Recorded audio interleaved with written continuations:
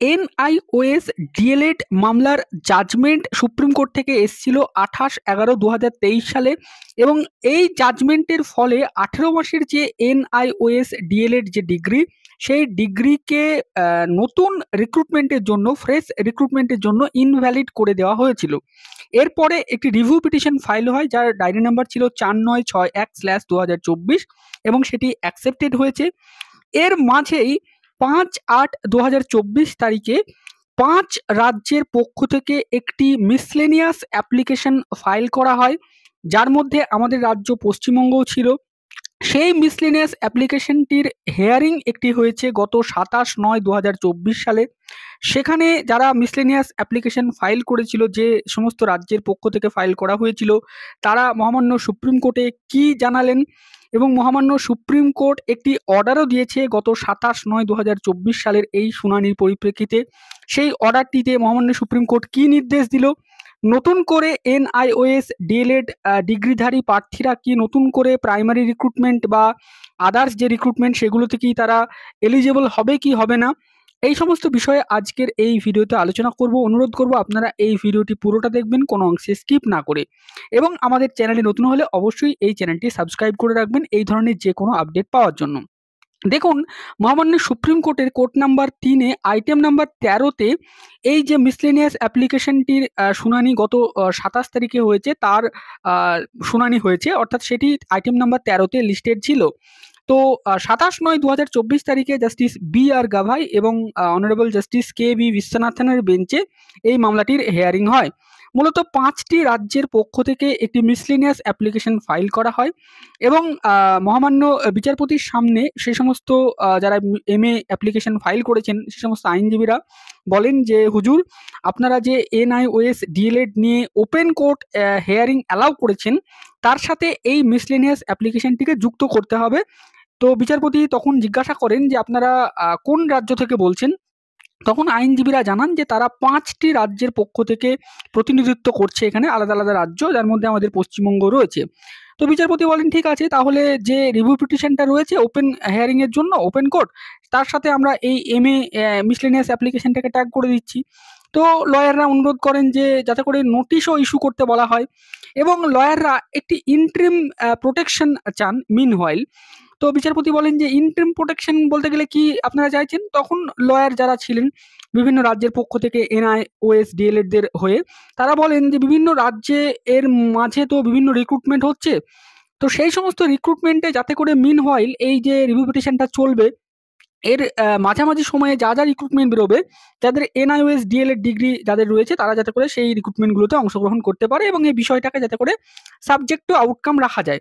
তো বিচারপতি সেই দিকটা নিয়ে খুব একটা মনোযোগ দেখালেন না, কিন্তু তারা বললেন যে এটা নিয়ে নোটিশ যাতে করে ইস্যু করা হয়, তারা এটা প্রেয়ার করেছিল এটা নিয়ে। তো বিচারপতি বললেন ঠিক আছে। তারপরে বিচারপতিকে তারা বলেন যে তারা সকলেই ইন সার্ভিস। তো বিচারপতি বলেন যে তারা যে জাজমেন্টটা দিয়েছেন তাতে তো ইন সার্ভিস যারা ছিল, এনওএস ডিএলএড ডিগ্রি যারা করেছে, তো এনওএস ডিএলএড ডিগ্রিটা তো অ্যাকচুয়ালি ইন সার্ভিস টিচারদের জন্যই ছিল সেই সময়। তো তার ফলে ইন সার্ভিস টিচারদের তো কোনো ক্ষতি হওয়ার কথা নেই, এমনটাই বিচারপতিরা বলেন।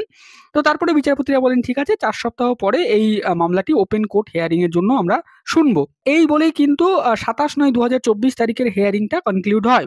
তো এরপরে 27/9/2024 তারিখের একটি অর্ডার কপি বেরিয়ে এসেছে জাস্টিস বি.আর. গাভাইয়ের বেঞ্চ থেকে। তো সেই অর্ডার কপিটি আপনাদের সাথে আমি পড়ে শোনাচ্ছি। কোর্ট নাম্বার 3 থেকে আইটেম নাম্বার 13-তে যে মামলাটি ছিল জাস্টিস বি.আর. গাভাইয়ের বেঞ্চে, তো সেই 27/9/2024 তারিখে যে হেয়ারিংটি হয়েছিল তার ভিত্তিতে একটি অর্ডার কপি বেরিয়ে এসছে। সেই অর্ডার কপিতে কি লেখা রয়েছে দেখুন। এই অর্ডার কপিটি অর্থাৎ এই যে এমএ অ্যাপ্লিকেশন ফাইল করেছিল 5 রাজ্যের পক্ষ থেকে, তার পিটিশনার ছিলেন Gurminder Singh and others versus Union of India and others হচ্ছে রেসপন্ডেন্ট।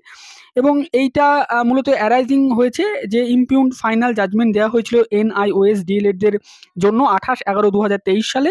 তো সেই জাজমেন্টের কারণে এটা অ্যারাইজ হয়েছে। তো এখানে যে কোরাম বা বেঞ্চে হেয়ারিং হয়েছে সেটি হচ্ছে অনারেবল জাস্টিস বি.আর. গাভাই এবং honourable justice mister KV. Viswanathan এর বেঞ্চে।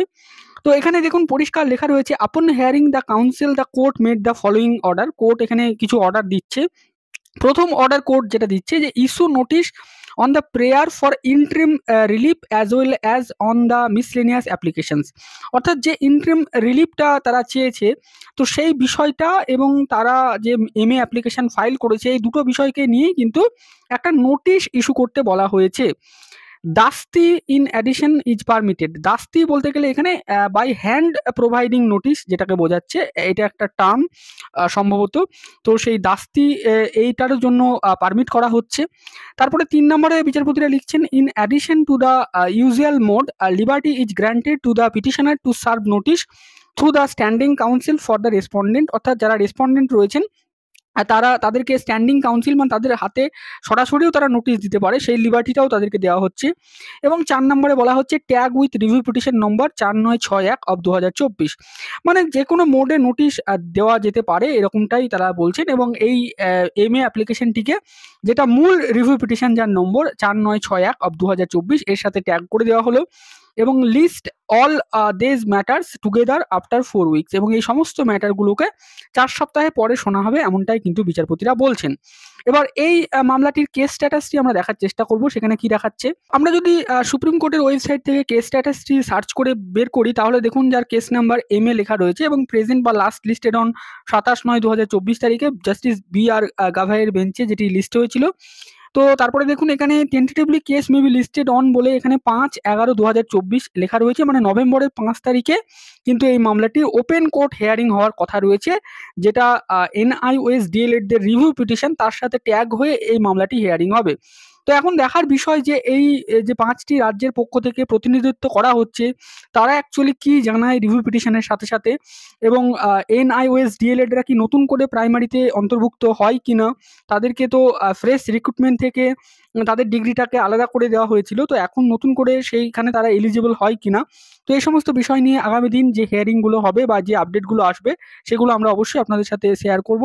আজকের ভিডিওটি এই পর্যন্তই। ভিডিওটি শেষ অবধি দেখার জন্য আপনাদের সকলকে জানাই অসংখ্য ধন্যবাদ।